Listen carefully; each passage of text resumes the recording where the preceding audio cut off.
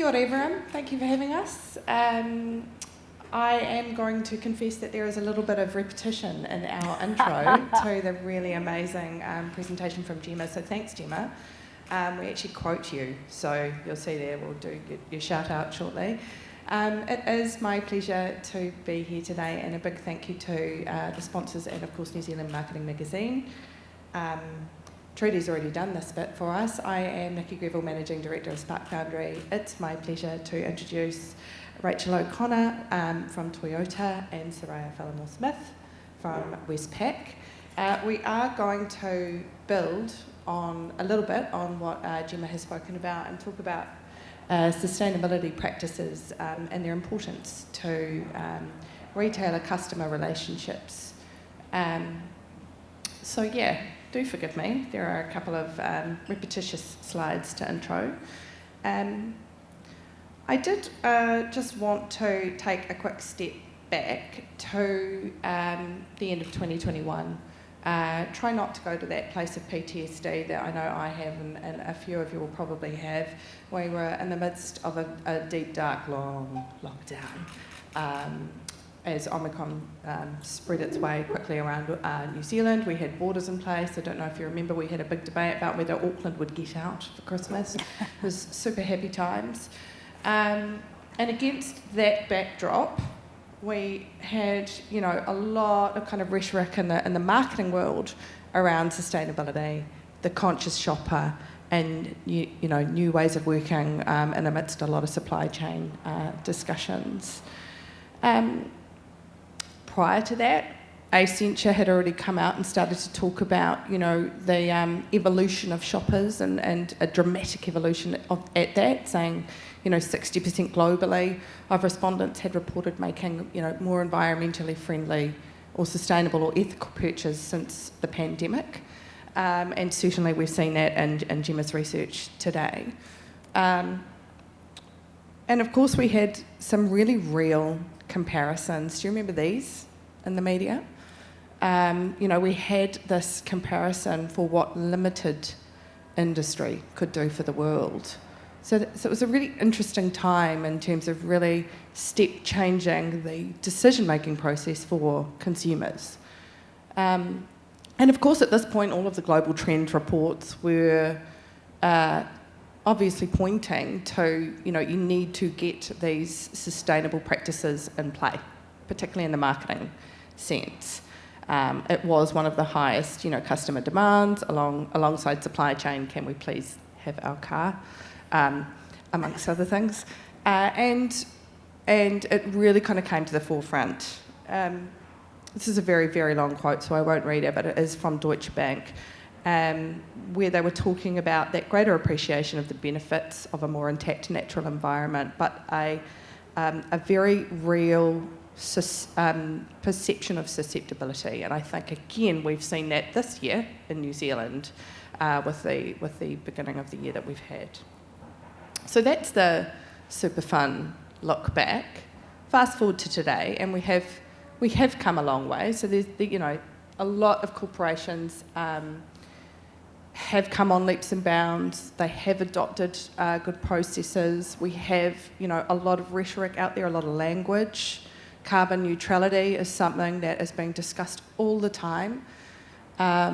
We have our own carbon calculator that we're now using in media and advertising, and a lot of the groups do, where we're washing everything from media placement right the way through to production through calculators to see how we might start to change things. And change is a great thing here.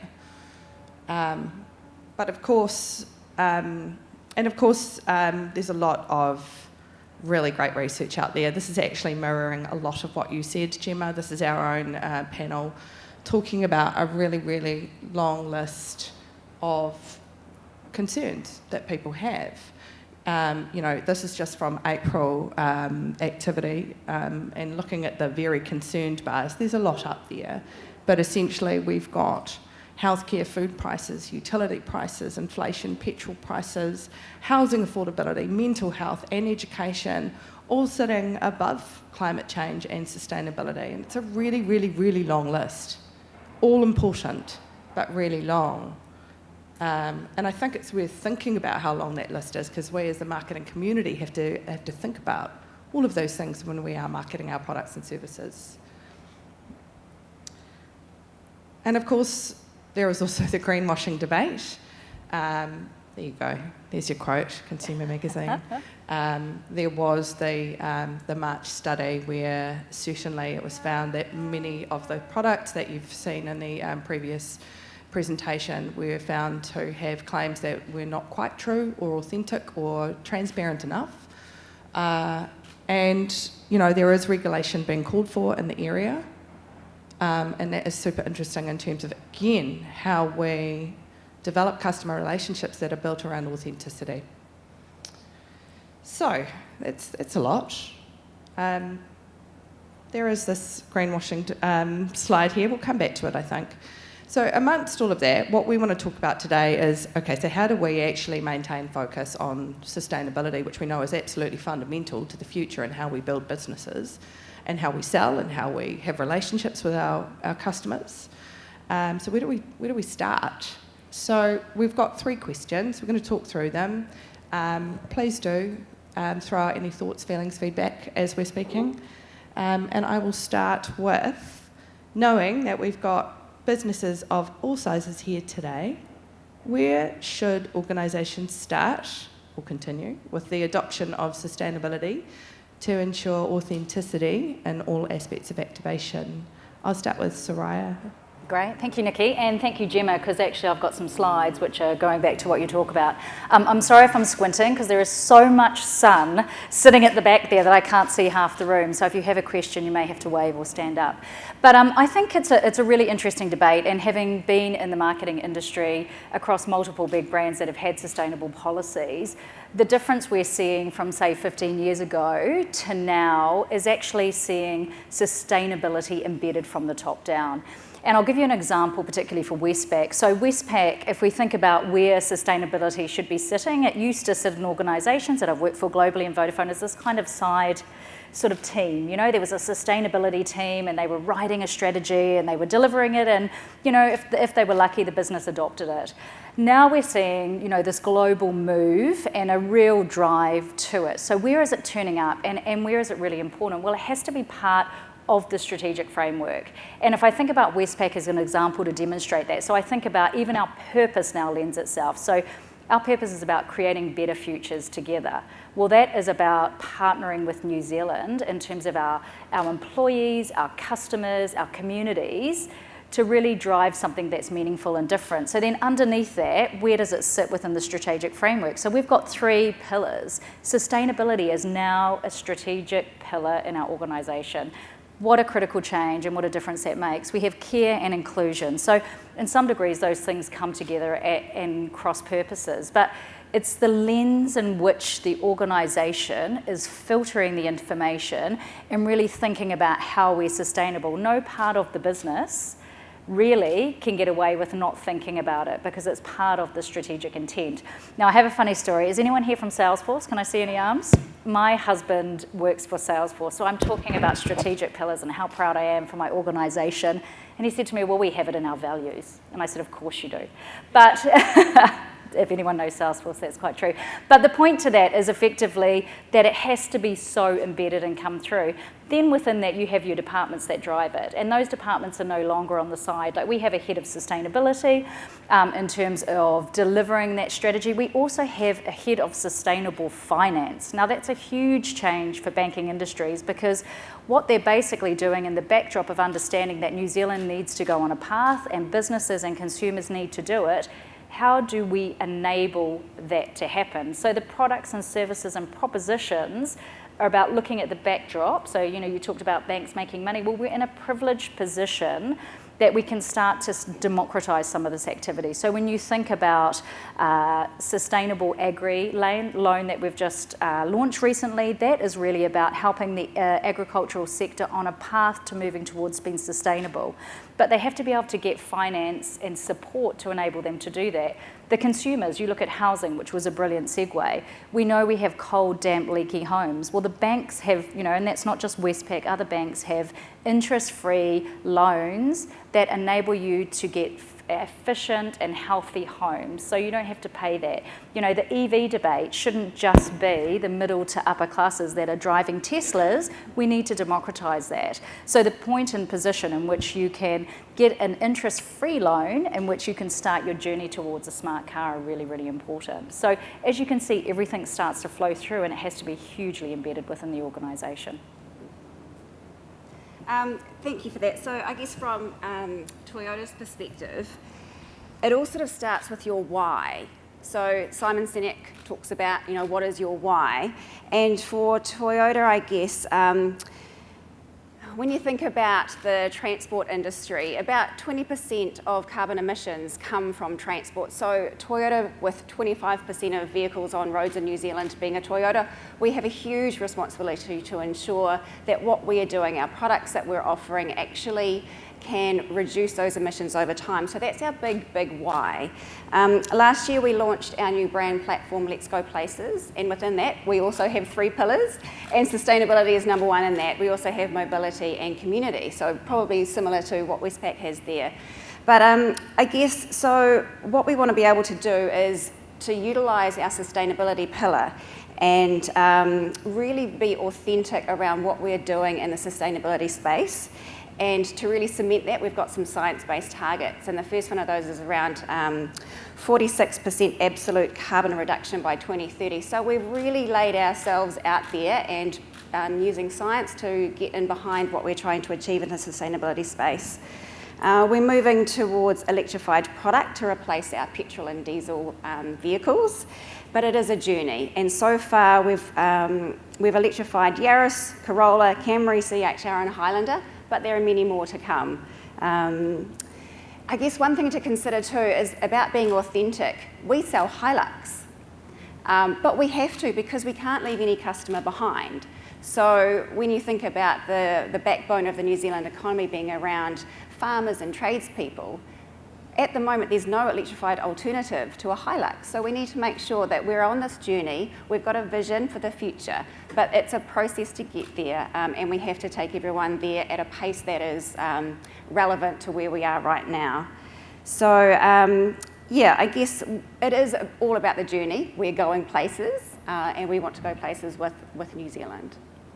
Thank you. I think, first of all, the power of 3 things is quite clear. The main thing for me around looking at two quite different businesses, but obviously with a lot of scale, when we have a big, broad mix of sizes of companies here today, is both Westpac and Toyota are being really open about that journey. And that is something that I think came out when we start to talk about greenwashing, which we'll get to next, is not being afraid of that, because it has to be transitionary. You cannot turn off 25% of New Zealand's cars. That would send us even deeper than the super rosy picture we saw earlier. So there is an element to being a little bit brave around those journeys, as long as it comes from a place of, a place of absolute authenticity and verifiable transparency, which is a hard one. Verified transparency is a big thing. There's a big court case going on at the moment in the States with one of the airlines around offsetting. That'll be a bit of a landmark case in terms of rhetoric used and what you can actually say. However, have a Google of that one if you like. Next up, how do you, this old topic, how do you avoid customers feeling like they're being greenwashed and understand your brand-specific approach? And actually, how does that fit with selling products and services? Great. Sorry? Yeah, do you want? Could we go back to the slide? So I think this is a great slide, and thank you, Gemma. I'm going to talk about the greenwashing pride. Are you guys familiar with this? The Hydra slide. So this is a paper in a digital form that goes around our organisation, and it's actually a brilliant form for everyone who is in the retailing business. And it really takes greenwashing to the next level, and it challenges you, and it will challenge your organisations to think about how and where you're showing up. And what it's saying is effectively everyone is using this label of greenwashing, and that's great, but actually when you start to unpack it, there are varying degrees of sophistication and ways in which people are showing up that not necessarily purposefully, but just in a way that is. So we've talked about green hushing, and that on the scale from greenwashing to green hushing is concerning because we don't want anyone not talking about it. You know, if you're hiding your credentials so that you don't hit legislation or do other things, then that's not right. That's not going to drive the momentum. But for us, particularly within our marketing, we talk about it's kind of green lighting. And so I'll give them an example of green lighting. And green lighting is effectively you are doing great work here, which we've talked about, but over here there's some journey that you're on in terms of an organisation. And I think banking in itself is really important that we always look at the lens of this. And when we talk about transparency and authenticity and disclosure, it's really important. We are Australasia's, Westpac is Australasia's one of their oldest banks. So if you think about our portfolios, a lot of them had been built on fossil fuels. So actually, when you think about sustainability, the alarms go off, don't they? So Westpac has been on this journey at a global level where basically they're reviewing that and looking at it. So consciously and proactively exiting these portfolios. At the same time, we've got the size, the scale, and the money to start implementing really strong sustainability credentials. So we're the Net Zero Banking Alliance globally. Westpac is part of, I think it's 44 banks and 41% of the banking industry across the world that are really driving net zero conversations and sustainability conversations. So we've got the scale to do that. But I think if you draw it back into the conversation of greenwashing, and Toyota said it really, really beautifully, is basically if you think about where we are, so we talk about disclosure in our organisations, we talk about shining the light on the things that are important, but also discussing the things that are not. So for example, we've done sustainable finance, which is all about helping New Zealanders, which I've talked to you about that, but at the same time we disclosed our kind of our fossil fuel exposure and the journey that we're on it. So we shouldn't shy away and be in the green hushing space. We should lean into it and make sure that we have a path forward in which we can take that journey on that sustainability conversation. Yeah.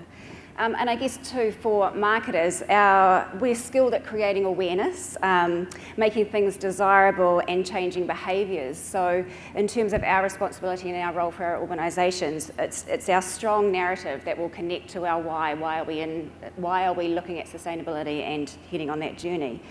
So, and I guess just to sort of elaborate on that for Toyota, we've got a lot of initiatives that have come out of our ambition, and it makes marketers' jobs a little bit easier. But it's also helped by things like the clean car discount. So obviously that's compliance that's forced on us, but it sort of speeds up and accelerates our progression towards where we want to be and heading in that sustainability space. So we're seeing a huge interest in hybrids and plug-in hybrids. But other things like when we talk about authenticity, we need to have that backed up by proof points. And for us, we have hydrogen being a good example, where we have a Halo project with Emirates Team New Zealand, where we've powered the Chase boat, Chase Zero, with hydrogen fuel cells.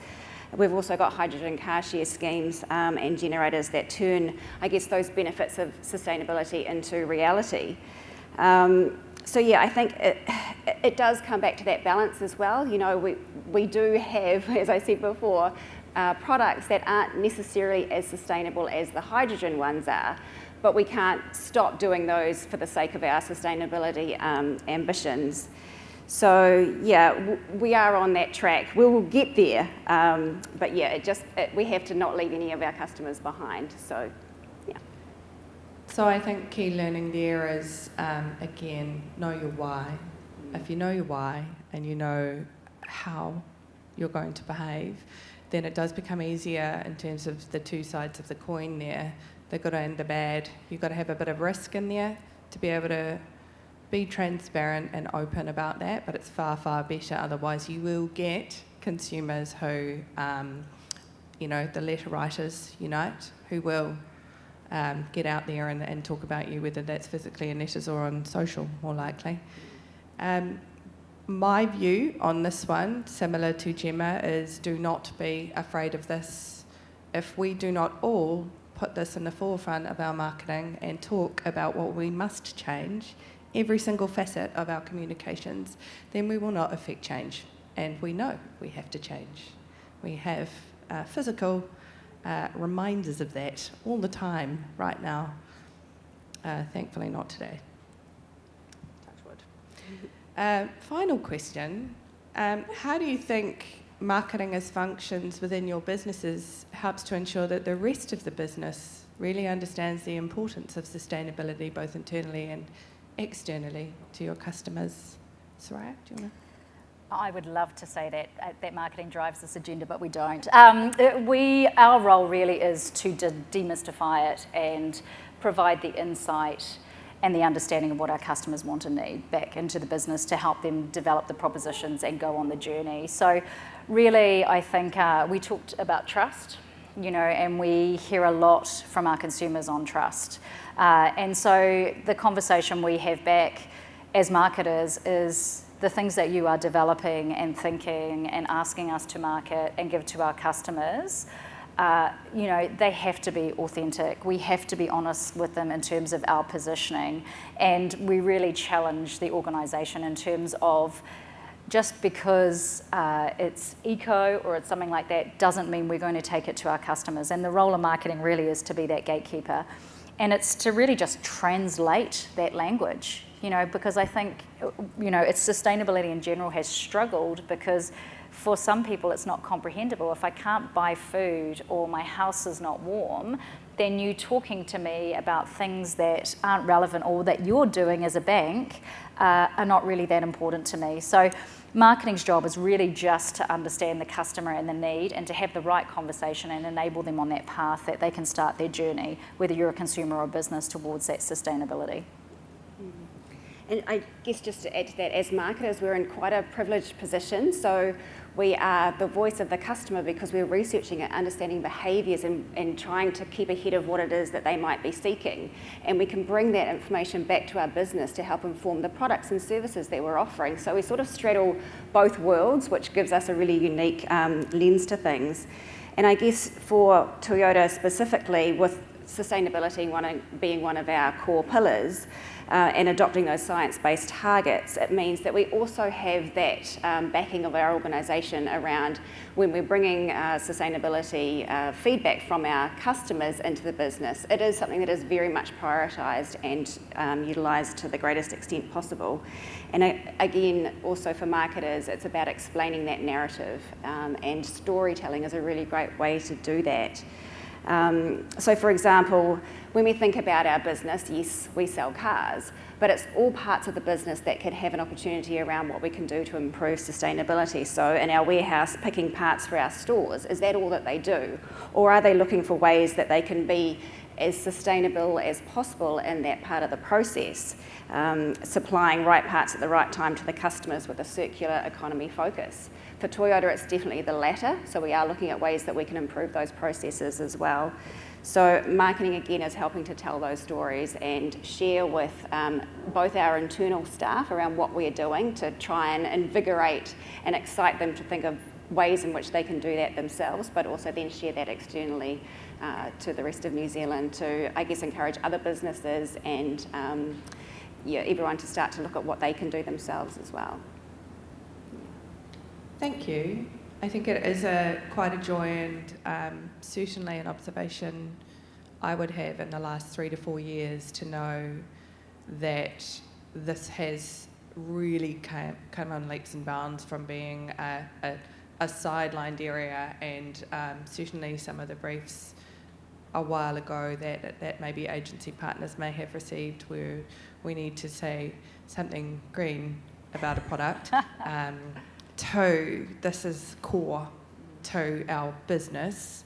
It's core to what the world, all customers the world over are demanding. And I think really importantly, knowing again we have a lot of FMCG corporations in the audience, is that it's oh, I've lost my train of thought. It's not just about oh gosh, I'm just going to lose the train of thought and forget that. But that it is kind of fundamental. Oh, I know. It's not just about an organic, a very expensive end price, which it was a few years ago, right? So actually, it's kind of core and around supply and the operationalisation of how we are creating businesses and building them for tomorrow, as opposed to just a kind of a thing on the side and something that's really, really difficult to buy, particularly against the backdrop of cost of living. Forgive me for losing my train there. So I will throw it out now and see if there's any questions around the kind of discussion we're having. It is a really massive topic, so I appreciate there is quite a lot to take in there.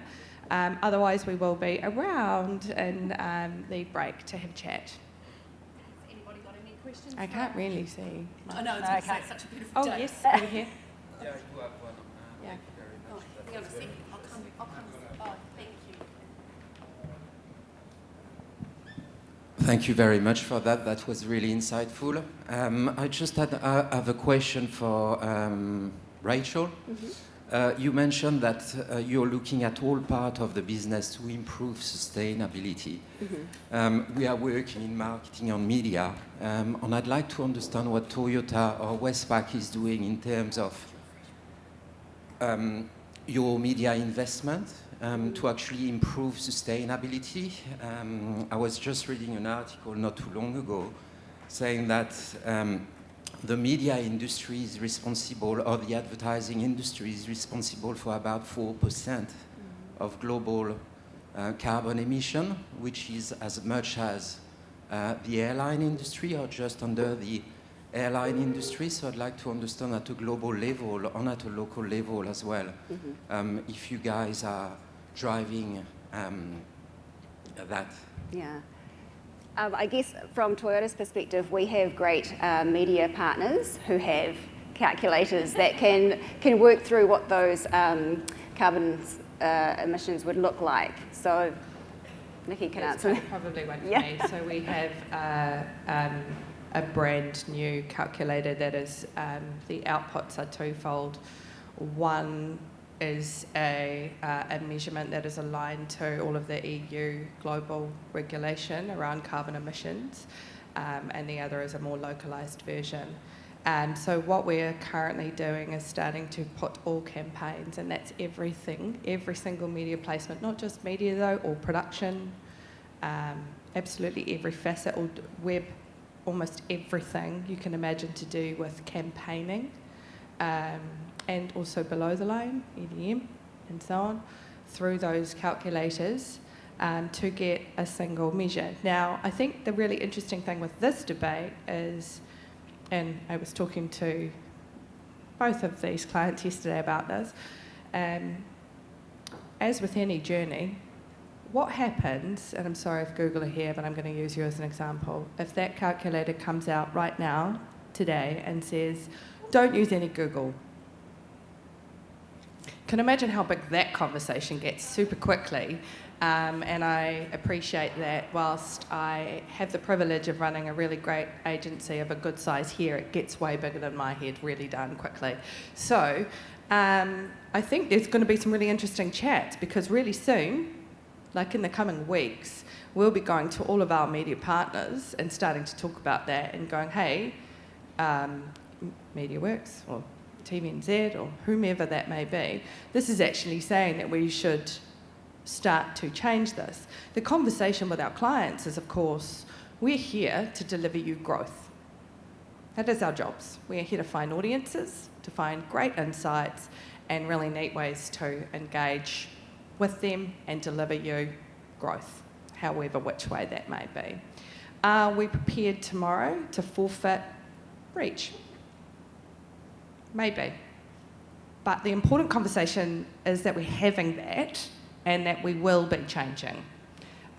We at Publicis will be handed down goals at a country, at a market, at an individual brand level as well. So we are committed to the change. I think what's really important is that we have to look at it, much like all services and products, as transitionary and be really open about that journey, because it certainly is going to throw up some big things. From a Westpac perspective, if everyone's familiar with the horizons or scopes 1, 2 and 3, in terms of the journey around carbon neutrality, and scope 1 is your business and scope 2 is your employees, etc. You know, the supply chain, or the partners as we refer to you, will have the same principles applied to them as we as an organisation. And I think you know, we will have to work with partners, which we're committed to, that are on that journey with us and making those changes. So I think you will see it happening, and very few businesses are in scope 3. You know, it's very difficult, and particularly for a lot of businesses here, to have your supply chain or your suppliers at the same level as yourself. But you know, in the coming year and next year, there will be pressure around specific industries with a focus on this. Wonderful question, thank you. Best accent in the room, most impressive panel in the room. We're about 10 minutes away from morning tea, so would anybody else like to ask a question to our wonderful panel? And also Gemma, if you could make your way back, because obviously people were really connected to your speech as well, so just in case someone wants to ask you, and I'll grab you a stool. So yeah, hands up, and the lovely David from New Zealand Marketing Magazine will come and throw the mic in your hand. Don't be shy. You've got these. There you go, over there in the middle. Thanks.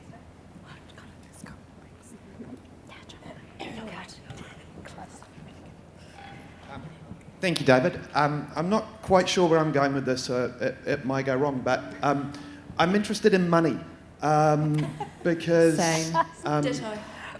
well, the slides at the beginning with Gemma talk to the fact that the most important thing for everybody right now is food on the table and rent paid.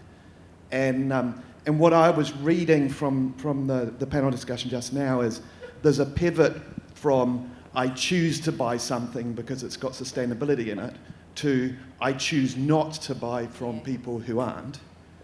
But I also hate, sorry Westpac, $1 billion going to Australia when I can't put food on the table. How do we align sustainability and economics, and you're taking our cash?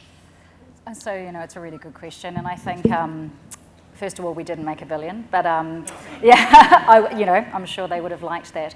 But I think I think if I turn that around, so yes, absolutely, we're a big business that makes money, and we can't shy away from that. But you know, as I referred to before, it puts us in a position of privilege to drive big impact. You know, we work very closely with the governments. You know, we recently, you know, gave over $1 million for small businesses in terms of rebuilding their communities down in Hastings.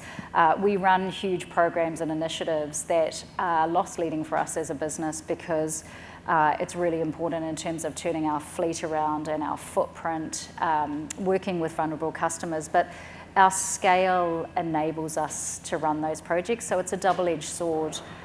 It's difficult staring into the face of those profits and where New Zealand's going, but also, you know, thinking about how we help New Zealand on those journeys. You know, we have a huge care and inclusion program we run, which recognises vulnerable New Zealanders. You know, we've set up things like bank accounts for prisoners because they have no access to money. You know, you don't think about that kind of fringe of society, that if you can't access money and you can't have a bank account, then you can't get a house and you can never get a mortgage and you can never get those things. So the programs we run are, and if we think about our pillars of care, inclusion and sustainability, it is looking through the lens of the scale of our organisations and representing New Zealand in a way that we can help them move forward. Absolutely loving that, all of that. My challenge would be there's some really lovely icing on the cake, but for social licence to operate for our banks, for our power companies, for our telcos, can we do more in the cake? Well, that's a big question. I don't know if I'm the best positioned person to answer, but you can always do more. I agree with you. You know, I think there is always more you can do, and particularly at the moment, you know, understanding what's happening in your environment. You know, I think the thing that people forget about these large corporations is they also have people that are branch managers that live in communities that were affected. You know, it's not just people in a big office down here dreaming up ideas. You know, half of our of 5,000 employees are branch people, mobile mortgage managers. You know, they're the people that are actually affected on a day-to-day level with the costs of living and those sorts of things. So, you know, as an organisation, we wrap our arms around that as well. I'm going to speak on your behalf here, Rachel, and also talk about, you know, the level in which Toyota, being, you know, 25% of New Zealand's cars, is involved in government and kind of talking, Neeraj, the CEO, talking all the time with government about how we push for change and knowing that we contribute. So, again, that is a scale thing, and I think what's clear from both Westpac and Toyota is they understand that with scale comes the absolute responsibility that we have to drive change. And yeah, there is the rub that you talked about in terms of it's really hard when global, regional, what have you, profits are posted, and of course that is clickbait. Always, no matter what the year, those are always going to make headlines, and that can be difficult for, again, us right back in the marketing world to keep going with the things that we know are right to keep doing for New Zealanders and changing. Brave question, and thank you very much. And you got a thumbs up at the end. Would anybody else like a further question before our morning tea break? I've got one actually. I had one written down here, and I might ask you, Nicky. Are we seeing similar consumer trends play out in similar markets to us, like across the Tasman and the UK? Yes. Similar trends, certainly the UK. I don't think you can see anything coming out of the UK that isn't around some kind of crisis. Australia, yes, slightly different lag, slightly different position through an election themselves. The demands for change are absolutely there in terms of consumer trends. However, as I pointed out, what's really interesting from a consumer perspective and also from a marketing perspective is the list is long, no matter where we are. So how we ensure that this is still front and centre of our operationalised behaviours is still quite a hard thing at times, and I think harder if you don't necessarily have scale and you don't have whole teams that can keep the focus there. But everyone was right here today in saying if you build it from inside out, then you're good. I think the globe has seen too much change and too much evidence to not be demanding it. Yeah, fair enough. Ladies, would you like to add to that? One thing I'd say is that in terms of overseas markets, I would say that they are potentially a little bit further along in the sustainability journey because of what's happening with regulators, with legislation, and how they're having to react to that. So I think it can be really good to look at similar companies and organisations overseas and seeing how they're facing those challenges. I mean, that's certainly what we're doing in terms of our advocacy. We look to other countries and see where they're at. I think one other thing about New Zealand, it's an interesting challenge that we have is that we are isolated and remote, and sometimes that brings around questions of competition and customers not being able to have that choice because there may only be a few, small players and sometimes a little bit of a lack of innovation. So, always looking to your counterparts, really recommend that. And I think Westpac Australia, you think about climate change and the impact. They actually have whole defence kind of support divisions set up because, you talked about the fires, the flooding. They were talking about the other day because we reached out to them and said, look, what are the processes? How do we enable the communities? What can we do with rapid response and all of these activities? And they were saying, these used to be annual, but they're not. They're getting 2 or 3 in a year.